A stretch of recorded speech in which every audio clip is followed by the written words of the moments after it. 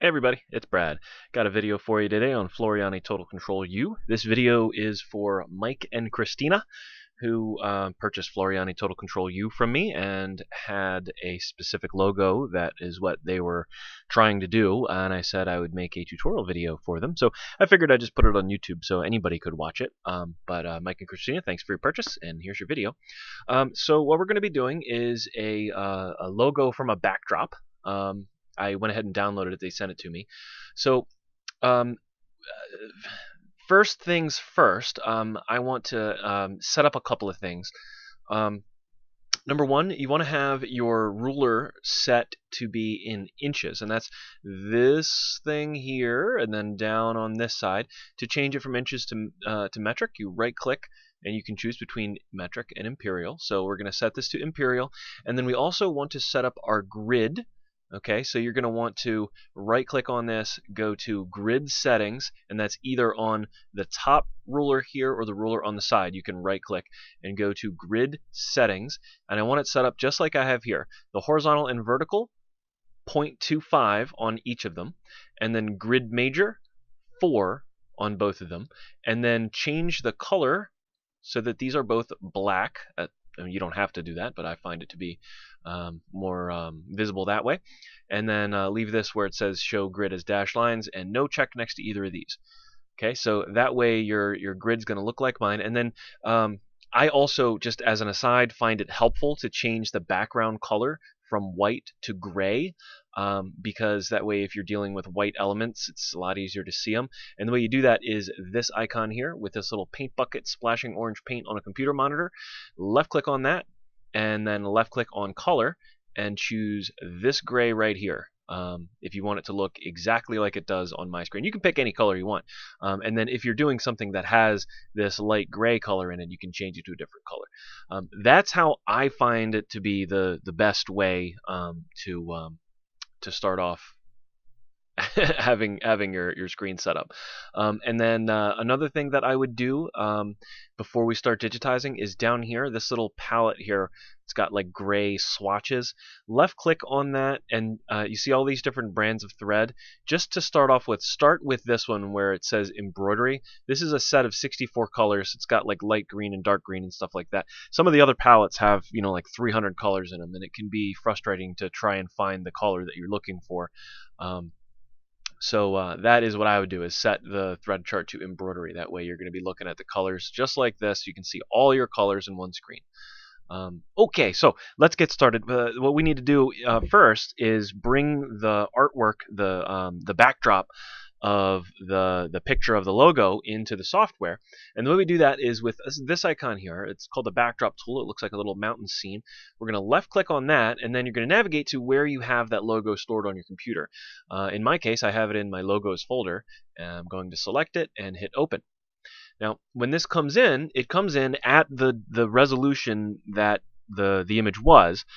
So the size of the image, it just comes in at its default size. So this is actually enormous, and we can tell just at a glance that this is enormous by looking at our grid here. We can see that each one of these boxes is 1 square inch. So this is pretty big right here. So if we were going to do this on the back of a jacket maybe or something like that, then this size would be appropriate. But I'm thinking this would be more of like a left chest on a polo shirt kind of design that we're doing. So we want to size it down a bit. Now, depending on what size you actually want it to be, you can size it to whatever's appropriate. And I believe you guys told me that you have a Brother PE770, which is a 5x7 maximum embroidery field. And one thing we can do is actually bring up the hoop so that you know exactly how big a space you have to work with on your machine. The way you do that is you go over here to this little icon. It has this little kind of frame picture with an arrow. If you left click on that, keep your format on PES, and the one you're looking for is 130 by 180. That's your 5x7 hoop. That should be the hoop that came with your machine. You're going to left click on that. And then I would go ahead and have the check mark here next to rotate hoop by 90. That's going to put the hoop sideways so that to give us the maximum width, because this design is wider than it is tall. So we're going to go ahead and hit OK here.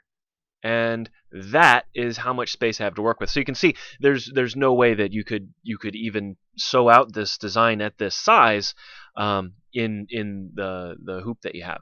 So what we want to do is we want to size this down, and I'm going to go with the I think that you probably are going to do this left chest on a shirt. If not, you can make it a different size. But and when you do left chest embroidery, you want to, as a general rule, you don't want the design to be any wider or taller than about 3.5 inches. So we're going to size it down to that. Now, if you look over here in my properties, the properties of my backdrop, I can change the values over here of the width and the height, and it will scale them automatically. So if I set this to be 3.5 inches and hit apply, it will resize my design. But that is going by the size of the JPEG, the size of the backdrop image, not the size of the logo contained within that. So if you look, if we digitize it at this size, it's going to be, about 1.5 inches wide, the letters here, and then from here to here, it's about 2.5 inches. So that's actually a bit smaller than I wanted it to be. So if you've got a design with a lot of white space, you always want to watch out when you're sizing your backdrop down, because it goes from here to here, not from here to here. So we're going to size it up a little bit more. I'm just going to grab one of the corners here and size it manually. As you can see that as I left click and drag, it increases and decreases the size of it. Then I can let go. So here we've got, let's see, this is just about 4 inches from this tip to this tip, and I can tell that just by counting the squares in my grid. We'll size it down a little bit. So let's see, we've got 2, 3-ish. Maybe nudge it up just a little bit more. And yeah, so that's going to be pretty good. So this, we could sew this out left chest on a polo shirt, and it would be good. So how do we actually go about digitizing this? Well, as you guys don't have an extensive background in embroidery that I'm aware of, basically what we're going to be doing is we're going to be drawing the shapes in of this N and this T. We're going to draw those in because we're not going to have any way to bring those letters in, because we're not going to have this font as a font on my computer. And what we need to do is bring the shapes in and then apply a stitch to them. And then these letters, the ORTH of north and the OWN of town, looking at this font, I can tell just by looking at it, because I'm a denizen of the internet, that this is Impact, this font here. Impact is a font that you're going to have on your computer. We can actually bring the shapes of those letters in and then apply stitches directly to them. And I'm going to show you that method of bringing the designs in. And then I'm also going to show you how to manually draw the letters in yourself in the event that you had a font that you didn't have on your computer to bring the shapes. And then sometimes you just have to draw them yourself. So you'll see, because some of these small letters, I'm sure, are not going to let me kind of do it just off of the TrueType font. But you'll see what that is. So look at all these buttons. We have tons and tons of buttons on this program. So that's the first thing, is just forget about most of them because we're not going to use them. The primary buttons that we're going to be dealing with are this row up here. And again, not even all of these are we gonna use, and then to a lesser extent these buttons down here at the bottom that are currently grayed out. That's what we're going to be using primarily to draw stuff in. So most of this stuff we're not going to use, except for some of the lettering stuff over here. And if you want to have a more thorough overview of everything that you can do with the program, I've got lots of videos in the Total Control U playlist that you can watch. So this is pretty much going to be how to do this specific design. And I'm not going to get that much into like digitizing theory. I have lots of videos on that. So anyway, with all that out of the way, I am going to start digitizing this. So let's take a look at it. The first thing you want to do when you digitize is figure out what kind of layering there is, if there's anything overlapping. And looking at this, I can see that the N is under the T, which means we want to digitize the N first, then the T. The rest of these letters aren't touching, so it doesn't really matter that much when we digitize them, but these guys are touching, so got to make sure we do them in the right order. And we are going to go ahead and start tracing this N. So what I like to do if I'm going to trace an area is zoom in right on it, which you can do conveniently with the magnifying glass tool over here. I'm going to left click on that, and then left click and drag a box around the letter, and we can see that that brings it in nice and big. If we look up here, we can see that we are at about just under 600%. I wouldn't ever zoom in more than around 600%. You don't need to be that zoomed in pretty much ever. It's just, once you get to like 1200% zoom, I mean, nobody's ever going to be able to see anything that close up. So about 600 is pretty much the limit for about how much I want you to zoom in generally. And now we're going to trace the outline of this green area in here, and the tool we're going to use for that is this one right here. It's the complex fill tool. This is a tool that will allow us to fill an area in with stitches. And it's one of the three major types of stitches. The three major types are fill, satin, and run stitches. Okay, so and we're going to be using all three of those for this design. I'm going to do this as a fill. We could also do it as a satin stitch if we wanted to, but we're gonna start off with a fill. So your complex fill stitch, we're gonna left click on this. Looks like a little smushed Pac-Man. Left click on that, and you see that my cursor actually has these little lines coming off of it. By default, yours isn't going to have that. You can turn that on if you want it by going up here to Program Preferences. Looks like a gear. And then you go to Digitizing, no, View, yeah, Show Crosshair in Input Mode if you want to have it like that. And then while you're in here, uncheck the check mark box by Highlight Selection, just trust me. All right, so anyway, we've got our lines now, which make it easier to see exactly where you are and make it easier to line things up. I'm going to go ahead and left click my first click right about here, and then start going up the outside edge, kind of staying more or less in the middle of the black. And I'm just going to trace around here. Now, if I want to, I can curve. See how this line here is curved? If I go up here, hold down the Control key, it'll actually automatically curve my line for me a little bit. Now, this is a hard point, so that's definitely going to be no Control key. And then back up to about here, and then we'll there, see I misclicked. See how it bent this line out? I needed to have, by the way, backspace. If you make a mistake, is backspace. Let you go back. But I needed to have one more point in before I started this curve. So we're going to put one there, and then hold down the Control key to start the curve. And then we're going to come back down here. We are going to kind of cut this overlap out, but you're going to leave a fair amount so that there will be a little bit of overlap in here.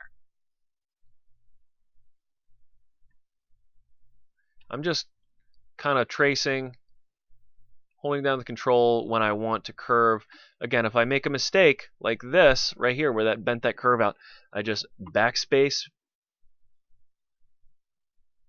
start the curve here. And then once you get to right back where you started, there is a close shape tool that you're going to want to use. It is right here, this one. It looks like a little dot on a circle. Left click that, and that closes the shape. Now, once I've clicked that, then what comes up is the inclination. This is the direction the stitches are going to move in. See how my cursor has this little thing? I haven't clicked anything yet, but if I left click and drag, it lets me draw in the direction of the stitches. For right now, we're just going to leave it where it is right now. And when you draw one in, or if you were to right click instead of that, then see the cursor starts with this little green dot. The green dot is going to be the start, where the stitch starts. And in this case, it doesn't really matter because it's the first element. We can start it wherever we want. I'm going to start it right here, left click. Now it turns into a red dot. That's where the design stops. I want it to stop somewhere that it's going to overlap with my T, so that right when this is done sewing out here, I'm going to left click on it here. Right when it's done sewing out, it's going to stop there, and then I can draw in my next segment right next to it and have its start be here, so that the design sews out the first one and then stops here, starts the next one here, and that way we get no jump stitch. So the next thing is we could either draw in our next segment, or we could go ahead and use the select tool over here to select this guy and choose his color, which I'm going to do. We'll make it leaf green. Okay, and notice that that color comes up in my design colors palette. So if you're ever not sure what color you picked, the colors that you've used so far will be over here in this little palette that starts to be generated as you draw in different colors. We're going to go back up to the complex fill tool, and we're going to start on our T. We'll come down to here, and we're going to start the curve, say here. Oops. Start the curve around here. And you can go back and edit these curves if you don't like them. I'll show you how to do that after I finish tracing this T. And I'm using the up and down arrows to pan through the design. That was me using the down arrow on my keyboard to do that little pan there. Back up.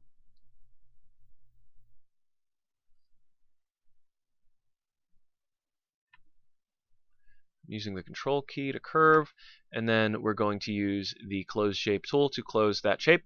Okay, now we've got our inclination. I'm satisfied with this inclination already. I'm not going to change it.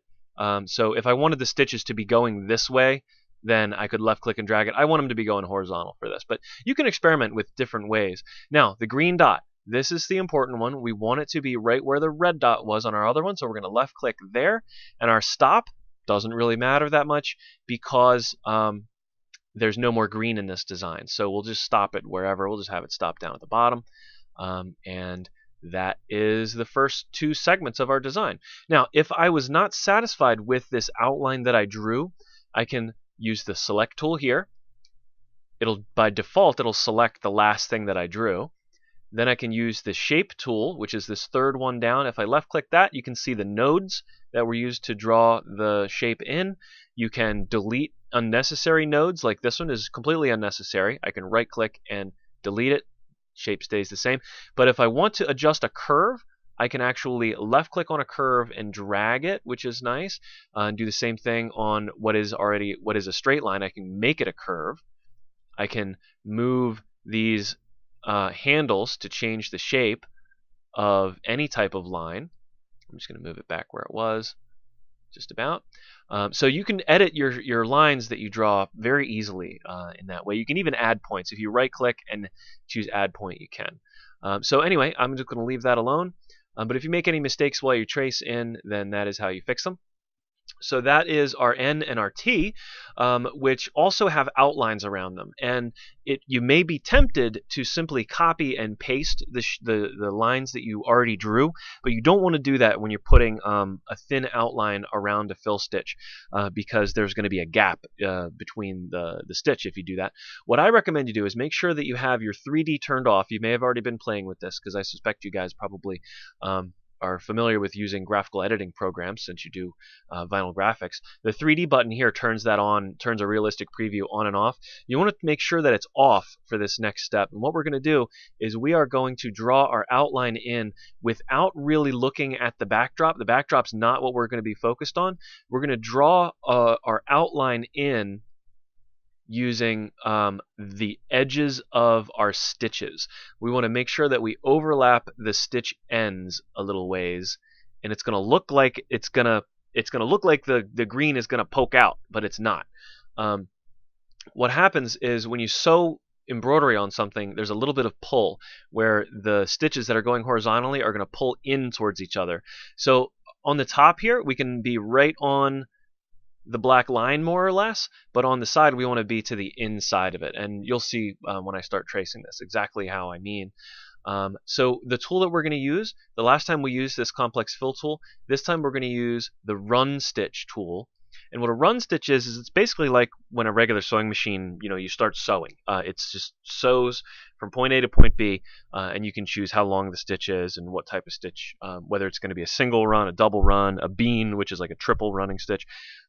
So we're going to left click on that. I chose the wrong one. I want this one, run stitch, not line. Choose run stitch, and then over here in properties, before we even start drawing it in, we're going to change our type from single run to bean. And then we're going to go ahead and start drawing our line in. And a bean is a triple running stitch. So you see how I'm kind of staying inside the ends of the stitches there. Now here, it's not going to pull because the stitches are going this way, not this way. So it's not going to be pulling up here. So we can pretty much stay to the outside of it. And then here, there's going to be pull, so we're going to stay to the inside of it. And then back up. You generally want to use as few clicks as possible for this. Down here. And oh, I just realized that I've done something stupid. I should have started this down here because look at this gap. I don't need to run from here down to here because that's going to be taken care of by the outline around the T. But if I stop here, then there's going to be a jump between here and here. So what I'm going to do is I'm going to back up, backspace, all the way back till there's nothing, and I'm going to start over again. I'm going to start here, and we're going to run all the way from here around the N to here. There, there, and I didn't overlap the edges. That's what I get for doing this on a Sunday evening. I'm all tuckered out. I actually did this entire video earlier today while I was at work, and for whatever reason, my computer did not record the audio on my computer at work, which I used to always do my videos on my computer at work, and then I haven't done it there in a long time. Tried to do it today. Apparently, it didn't have it set up right, so that was disappointing because I spent probably almost to an hour doing that. But that's all right. I don't really mind that much. And staying to the inside of the stitch points. And now here we don't have to because there's not going to pull because of the way the stitches are. And then back down to the end here. Okay, so once you have that, you're going to right click. That's going to generate. Notice it doesn't ask me for a stitch direction. It doesn't ask me for a start and a stop point because with a running stitch, your start and your stop point are determined by the first click and the last click. So let's look in our sequence view. We can see we've got the first two fills and then this run, which is what I currently have selected. I'm going to go to the shape tool and we'll be able to see the green dot is my start, the red dot is my stop. That was the first stitch and the last stitch. Or the first click and the last click. It does that automatically with a running stitch always. So that is convenient. You don't have to set them yourself. Then the other thing we want to do is change the color. This needs to be black because the outline is black. So we're going to go down and use the color palette down here. Left click on that. We can see that it comes up on our design colors. So we've got our two colors that are going to be used for this entire design are already in our color palette. And the next thing we need to do is what? The outline around the T, and we want to start it right where the stop point was on our last one. So we're going to go back to our run tool, and we're going to change it from single run to bean. And then we're going to start clicking here and then go around our T. Remember, on the vertical segments, we're going to stay overlapping the ends of the stitches. On our horizontal sections, we don't really have to do that. And if you did, then you would see green on the other side of it. But it's not a big deal. If you do it wrong, you just go back and edit your design. You sew it out, see what works and what doesn't, and then you make whatever minor edits you need. And then we're going to stop it right back at the beginning. We could close the shape too if we wanted to. Just hit the close shape tool and it'll close it. And that is that. So now let's see how our design sews out so far. Let's see. Let's take a look at our shape tool. Our start and our stop are in the same place. That's good. Everything should be good. So let's see how our design sews out. And the way you can do that is up here, this little line, you can left click and drag it and watch your design sew out. So it goes from there to there, no jump, no cut. And then it travels around. And that's that. We can put it in 3D and take a look. Looks like I may have actually gotten a little over enthusiastic here. This looks like there's probably going to be a little bit of a gap. That's easy enough to fix. We go over, we use our shape tool, and we can move this point, which I think is the offending point, over a little bit and right click to generate that. I think that is going to be okay. So if we sew this out and there is green poking out on one side or the other, we can just use the shape tool to edit the points so that it's perfect. Okay, so now we've got our next thing to deal with, which is the other lettering. Now I can tell, again, just by looking at it, I can tell this font is Impact. This is one of the most commonly used fonts on Earth, and to get this, we don't have it as a pre-digitized font. If I use my text tool here up in the upper left-hand corner, these fonts, and if I just choose the regular text and left-click somewhere, these fonts are all fonts that are built in to my software, and you won't find Impact among them. In fact, none of the fonts that are on your computer are going to be in this list because they are all licensed fonts. So what do we do? Well, assuming we didn't know that it was Impact, or if it didn't matter whether it was the exact font, we could find one that's close. That's like a sans serif type font. Just by left clicking on any one of these fonts, I can then use the up and down arrow keys on my keyboard and find a font that I think is close, and then go in and type in my letters, ORTH, hit apply. Then I could take this thing. See how my mouse becomes a hand? If it's anything but a hand, it's going to do something other than move the letter. So we're going to left click and drag it. Then we can use this little house-shaped icon here to resize it. So if it didn't matter whether it was the exact font, I could do this, and that is it's kind of like guaranteed to sew out perfectly. The way that these letters are all digitized in here, they all will sew out perfectly as long as you stay within the recommended sizes for the font. And the way you find that out is this question mark here. Left click on it. Tells me the minimum height is 0.39, the max is 3 inches. The height is right now 0.57. That will sew out. It will look beautiful. So if you're not confident in digitizing the letters yourself at first, try using some of the pre-digitized fonts because they all sew out beautifully. They really do. So that is one way to do it. We could go in and do orth and then click down here and do own. Oops. And hit apply. And size it to, we'd size it to be the same height as the other one, which, what was that? I think it was like 0.58 or something. I forget.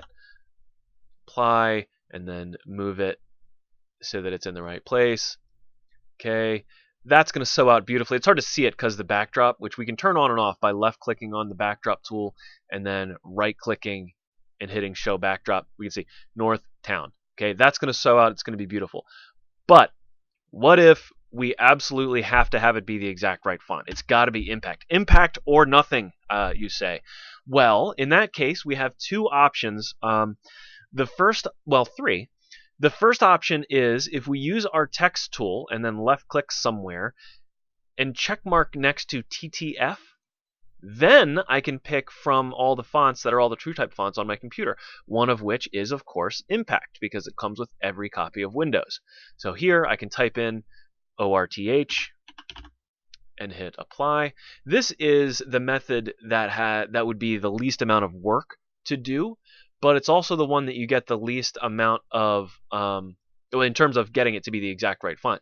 It's the least amount of work, but it has the least amount of stuff you can do to fix it if it doesn't do it right. So if you sew it out and it looks stupid, you then really there's nothing you can do. You got to do it a different way. So that'll work. Now, it's not going to give me the minimum and maximum heights. It's not going to give me control over the way the stitch directions are in my letters.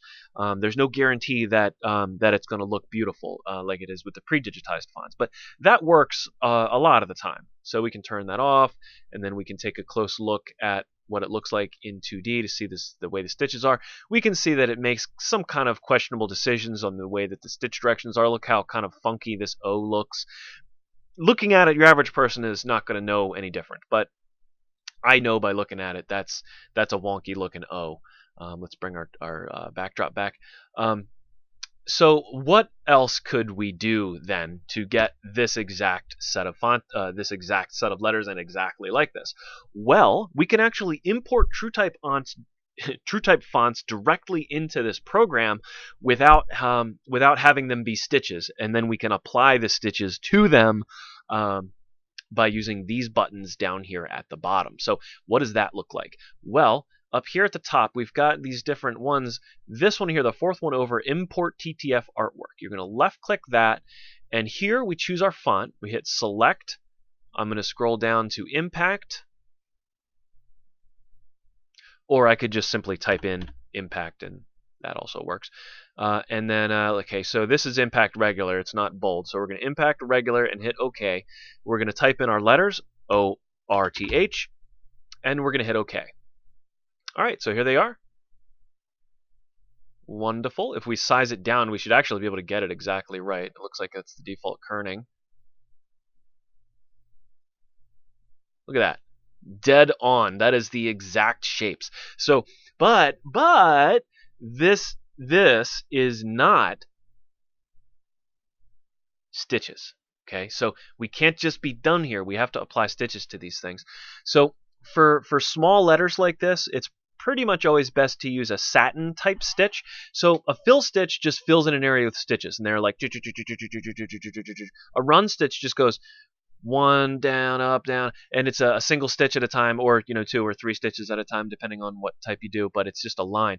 A Satin stitch fills in with individual stitches that go 1, 2, 3, 4, 5, 6, 7, 8. So a fill stitch goes 1, 2, 3, 4, 5, 6, 7, 8, 9, 10. This goes 1, 2, 3, 4, 5, 6, 7, 8. It's like a zigzag kind of stitch. Okay, so with a Satin stitch, you got to be careful because you can't make them too big. If you make a Satin stitch too wide, the machine will refuse to sew it out. So if you ever make a design and you go to sew out the design and it won't sew out, like certain part of it, it's probably because your Satin stitches are too wide. Your PE770, I think the maximum stitch that it'll do is about 11 millimeters. So just keep that in mind. But anyway, if you try and make a giant letter, you do it Satin and it won't sew out. Probably because somewhere it's making a stitch that's too wide. Anyway, I'm going to show you first the easy cheaters way of doing this, and that is we're going to select each individual letter. Or we could select all of them at once, but for this exercise, we're going to do them one at a time. We select an individual letter, and then we go down here at the bottom. We have all of these different types of tools. The first 3 are run type stitches. The next set, where it's this kind of curve, these are all different types of Satin stitches. These stars are all different types of fill stitches, and then these are weird stitches. We're not going to talk about any of those just yet. I have videos on all of them. Anyway, this shape we're going to do as a Satin. We could use any of these, but the one we're going to use is this one. If you hover your mouse over it, it says Auto Satin. I know you can't see it because my screen's cutting it off, but if it says Auto Satin there, left click on that and boom, automatically Satin stitches.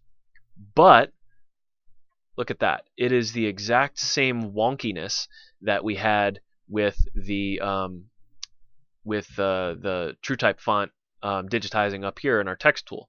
So while that will sew out and look okay, it's not the greatest thing in the world. But we can kind of go in and fix this if we select it. I'm going to select the Satin path here in my sequence view and use the shape tool. This actually shows me all of the stitch directions that it chose to put in here, and I can left click and drag and move these stitch directions around. Basically what I want is I want to absolutely have at the top and at the bottom, I want the stitches to be going straight up and down. Okay? So at the top and at the bottom, I need to have stitches that are going straight up and down. Move that one out of the way. There we go. And then let's see what that does for the rest of our design. Right click to generate it. Still looks all wonky. Okay, so we're going to take this one and move it up so that it is going to have the stitches going this way right here. Right click to generate that. Still looks all wonky. Oh, all right. So maybe there's an inclination I'm not seeing in here that's kind of forcing it to, oh, there we go. There we go. See how the stitches nice and curve around there? So you can sit there and you can play with the inclinations until it looks right by using the inclination. That's just another word for stitch direction. But just by using the shape tool, you kind of have to experiment to see what's going to work and what's not. And we'll go ahead and select that, and we can see that our stitches look much nicer than they did before. So that's one way to do it. And then we're going to do that for the rest of these 3. We'll just select the 3 of them and use the Auto Satin tool. Boom. These guys all look okay, although the T could use a little bit of help. But that will work, though. We sew this out. This is going to work. This is going to sew out. It's going to look okay. There is another way, though, if we want to do this the hard way, which is also the way that we have the most control over, and that would be to draw these shapes in manually ourselves. In order to do that, we're going to use the line tool up here. So what we're doing is we're actually going to draw in the artwork that instead of bringing it in automatically, we're gonna bring it in. Now I'm going to show you a different way to trace here, more efficient way. I'm going to click here and here and here and here, and then close my shape. And what we're going to do is we're going to use the shape tool, and I didn't draw my square very well. There we go. And we're going to use the shape tool to pull out our curve. And then we can use these to get it exactly the way we want it, like that. Okay, so we can grab the curve, pull it down to where we want it to end, and then you click on the individual points and adjust the angle of the curve so that it's exact. It's a more mathematically perfect way to do it. Now, I didn't do it totally perfectly, but if you want to spend the time to do that, that's how you do it. And then I'll use the line tool again, and this time I'll be drawing in a little rectangle, which actually we could just use. There is a tool that just draws rectangles. We could use that. There, and then close my shape. If I wanted to use the rectangle tool to do this instead, let me just hit delete. It's up here, this one, rectangle, which you have rectangle, circle, triangle, and then there's also custom shapes. So I could bring in a rectangle and do basically the same thing just by clicking and dragging a rectangle in. Then I can go in, zoom in. I know I said not to zoom in this far, but I'm doing it anyway, to put in our curves at the top and bottom. Rules are meant to be broken, right? Okay, so we've got our inside part of our curve and our outside of our O. Now what we need to do is select both of them, right click, and do a combine that combines the whole in the O. And now it's kind of like, just like if you're creating a vinyl cutter design and you're combining two parts together. Now we have our own shape in that we drew, and now this time we're going to use the Satin tool down here. Again, it's going to cut off the word Satin. When you hover over it, you're going to see this show the word Satin. It's the very first one. Now this is it's like the manual Satin tool. So we're going to left click on that, and now we put in our own inclinations one at a time. And I'm going to put them in just like this, north, south, east, and west, and then I'm going to put in some complementary ones like that, and that's going to be what direction the stitches are going for that particular spot. I'm going to right click. Actually, you know what I'm going to do is I'm going to right click, and then I'm going to set my start and my stop points. So my start is fine. We're going to put our stop about there. The start's fine because there's nothing anywhere close to that to have it run into, but I want to have as small a stitch as possible between these two. So I could actually, between here and here, I could have the start be right there on this W if I wanted. Let's see, like that. And then I'll have the start be right there, and there'll be a little teeny tiny stitch between them that nobody's going to even notice. And we right click to generate it, and there is my beautiful satin stitch O. Okay, so it's a lot more work to do it that way. It's not always going to be worth it to do that. For smaller things, you know, a lot of the time nobody's ever going to tell the difference. But that is kind of the right way to do it, is to draw your letters in manually. Because you have more control over it. And let me show you why it's better to draw it yourself sometimes. Because sometimes you're gonna have to make some weird. You're gonna have to make some weird shapes in order to get something to sew out looking good. This W is going to be a good example. So let me bring in a lowercase w and show you what the auto stitch, or what the auto satin does with this. Let's go ahead and size it up a little bit. So here's an example of something that doesn't work that great out of the box. Get in there.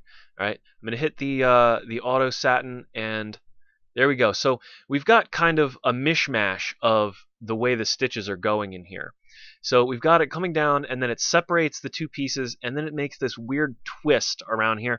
There's not much we can do about that because the auto satin tool is limited in its capacity for decision making. With W's and M's in particular, there's a trick to doing them. You want to do them in 3 pieces. Now, the way that it did it by default will work. It will sew out. It will be legible. So, if you just want to get it done, by all means, just type in OWN, hit the auto satin, and move on. It will work. But if you want it to look as good as possible, the way that I would do it, the way that I do W's anyway, is I do them in 3 pieces. I do the left, the middle, and then the right. Okay. So what we're going to use is we're gonna digitize directly, so we're not gonna actually draw in a line this time. We're gonna use it. If you use these buttons up here, it kind of automatically turns into the stitch that you choose. If you draw with a line and then apply the stitch to it, then you're doing two kind of steps. If you're doing a combine like I did with the O, you have to do it that way because you can't directly create a shape with a hole in it with these tools. But this is a closed shape, no hole. We're gonna do these with this tool right here, the classic satin, the regular satin stitch. Okay, so watch what I do. I'm gonna left click on this. I'm gonna start up here at the top, and I'm gonna draw straight line down, and then over to here. Actually, I don't like where I got that point, so I'm gonna hit backspace and then go back here, and then we're gonna get this line here is just a graphical artifact. For some reason, my computer's leaving that, probably because I'm recording this. And then we're going to go here and then cut straight across to here. Then back, it's not really straight across. There we go. Then to here and then close my shape. My stitch directions, I'm going to have going just straight horizontal stitch directions. Right click. My start, I want here. My stop, I want here. There is 1/3 of my W. Now I'm going to continue using the same tool, and I'm going to draw this trapezoid, close the shape, inclination perfectly horizontal, right click, start point here where the stop was on the last one, stop point here. Perfect. And then, last but not least, we do the other side, which if we're clever, we could just simply copy and paste the other one and mirror image it, but I'm going to do it manually. To here, to here, to here, to here, to here, and then close the shape. Stitch directions, going to be perfectly horizontal. I only need one because I want it going the same direction the whole way. Start point is here. Stop point is going to be right up here next to the N. That is a W that will sew out and look good. So that's how I do W's. I mean,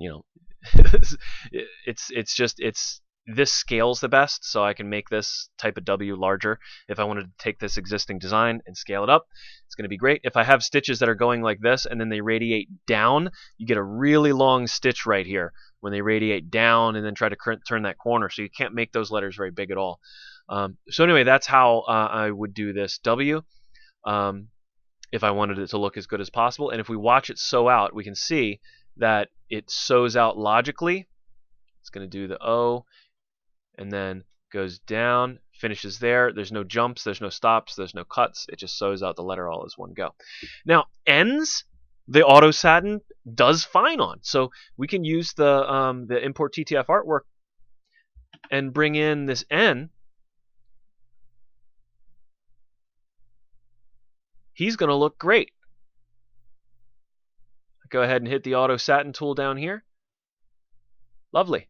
That's going to look wonderful. Okay, so it works for a lot of things. Like the T, we could do that T probably better if we did it manually.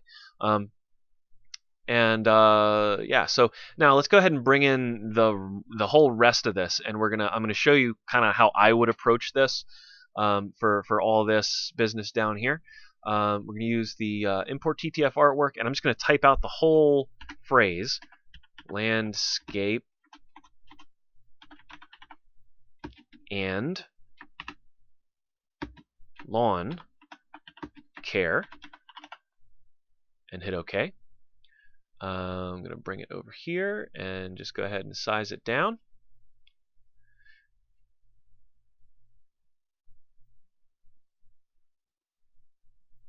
Okay, and that fits perfectly. But these letters are really pretty small, and you're probably going to find that sewing out letters this size, yeah, they're pretty tiny. They're less than half an inch tall. They're a little over. Yeah, they're well under half an inch tall. They're almost like a quarter inch tall. That's really tiny. So you're going to find that you're going to want to occasionally increase the size versus what you're seeing on the backdrop. You don't want to sew out. You don't want to have any areas where the width is less than. Well, it's such a small space that it's hard to say in inches. So if you switch your ruler to metric for a minute, I'm going to zoom in. I'm going to move this so that it is up a little bit, and then I'm going to zoom in down here. So we're going to switch our ruler to metric for the moment. Watch this. This little handy ruler tool is really convenient because it will show me. Actually, I could have done that as a satin. How about this? Yeah, we're like right on the edge of whether we can use a satin stitch or not. But look, what this ruler does is you can click from one spot to another, and it'll tell you what type of stitch to use. So this part of the A right here, from here to here, is so narrow that this line ought to be done with a bean stitch or a run stitch. That's how skinny it is, and it's probably even on this one. But you know, that's kind of how you can get a feel for whether I should be using, whether I should make my things larger or not. For the vast majority of it, you should be seeing satin instead of bean run as you click from line to line. That's not a very good explanation. Just you want to make the letters, if they're under, say, a quarter inch tall, make them taller, and then trace them from there. So I'm going to go ahead and do that. I think that this size that I chose for these, a little bit bigger here, is going to be big enough. Maybe we'll nudge it up just a little bit. It's kind of an experiment. You know, you kind of have to experiment with it and see what you get, see how it looks. And then I'm going to bring in, I'm going to hide the backdrop rather, because it's confusing to have things that are different sizes, and we're just going to go ahead and do these one at a time and see what the result is. If it looks good, awesome. If it doesn't, then we're going to have to do them ourselves manually. So the first one is L. Let's zoom in a little. I'm just rolling the mouse wheel to do that. First one is this L. Let's hit the auto satin. Looks good. We don't see any bizarre, looking stitches. How about the A? Auto satin. Looks good. The N, I know it does ends well. That looks good. D's it should be alright with. Yep. And what am I looking for when it looks messed up? Well, I will show you when we get to one. It's like that W, basically. C's are easy. A's are easy. I suspect it'll do the P just fine as well. The E, well, we'll see what it does. I'm just hitting auto satin. Yeah, that looks fine to me. I don't see any weird, bizarre directions the stitches are going. Ampersand it might have trouble with. Let's see. Actually, that's a reasonable looking ampersand. So the auto satin tool is very powerful and convenient. It's not perfect. There are times that you will have to do something like on this W. Let's hit it, and yeah, so this W looks all kinds of janky. So we're going to undo with this blue backwards facing arrow, undo that W, and we need to draw another W in. Or do we? because we have a W that we already created up here. We could select it and then hit Control C and Control V to copy it, and then drag it down, and then size it down so that it's the right size. Okay, now it's not in the right order, so we need to drag these three pieces up so that they are after our last thing that we had, which was that A. Now they're in the right order, and we can delete the artwork W. We don't need it anymore. We put our own W in that's going to sew out and look nice. And then let's proceed to the rest, through the rest of this. Auto satin that, it's going to look good, and all four of these letters are going to be fine, so we're going to just auto satin all of them at once. Okay, that looks great. You know what I forgot to do is change the color, but we'll set the color to black at the end here. Let's bring our image back in, and we'll go ahead and do the numbers next, which are going to be auto satin 616-399-8047. Hit OK. I'm going to size them down. See, we'll put them right on top of this. Size them down, but again, not too much. We don't want them to be quite a 1/4 inch tall. We want them to be a little bit taller than that. Get them lined up. Okay, and I think all these numbers it's going to do just fine on. Let's hide our backdrop so that we can see it good. Select these, and I'm going to hit the auto satin to do all of them at once, and we'll take a look. That 4 could use some help. Everything else looks like it would be okay. The 4 is janky. So, we're going to take it. Let's bring in our artwork again. This time we'll just bring in a number 4 and drag it in place.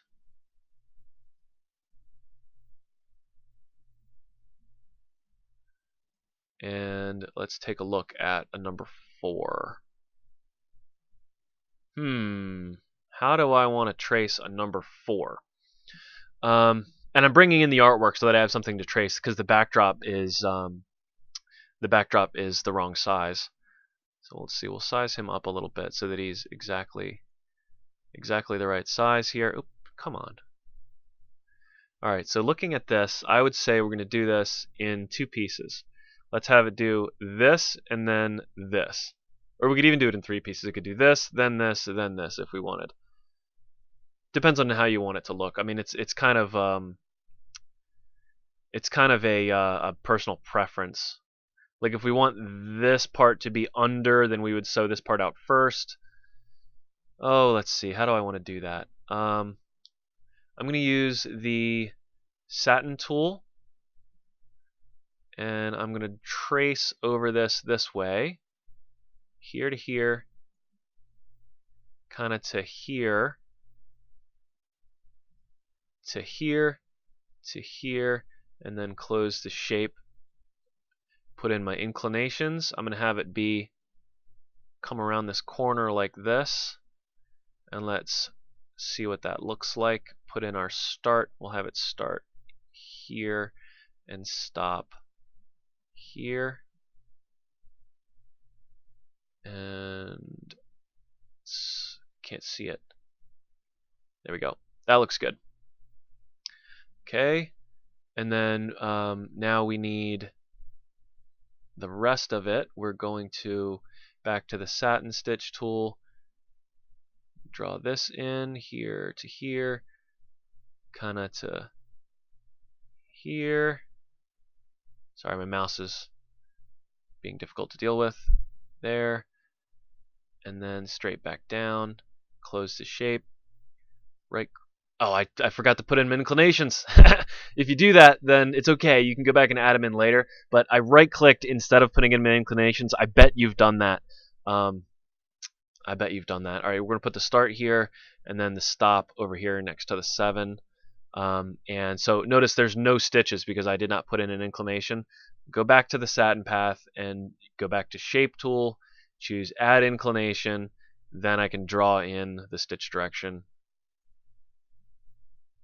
and now there are stitches there. Okay, so we need to get rid of the artwork 4. We need to get rid of the, what is this? Oh, that's the horizontal line.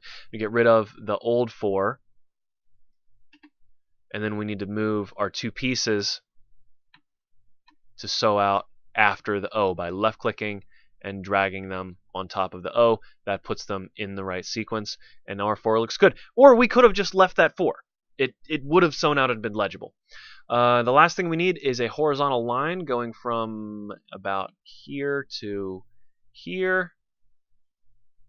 And then we want that to be a kind of a thick line, so we're going to use what's called a steel stitch, which is it's a zigzag that just goes along a line. It's the third icon here in the run section. Left click on that, and that is a wrap. That is our logo. The last thing we need to do is make sure that all of this stuff is black, so we're going to click on the black here. Lovely. To finish off the design, we want to take this and select everything, and then we're going to first go up and hit optimize entry and exit points. What that's going to do is move the start and the stop points on all the stuff we didn't digitize manually. It moves the start and the stop points to so that they flow together a little bit better. And then we also want to hit color sort, which is going to combine these 2 black sections. Since I started off with the wrong colors, hitting color sort is going to combine them into a single color, so it sews out all the green and then all the black. We can watch our design sew out.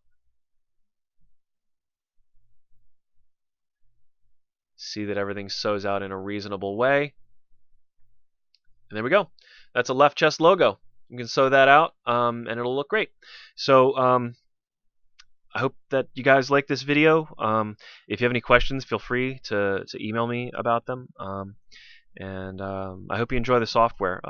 Don't hesitate to ask me any questions that you may have, and please use all my videos as a resource. I've got lots of them in the Total Control U playlist. Thanks a lot. I'll see you guys next time.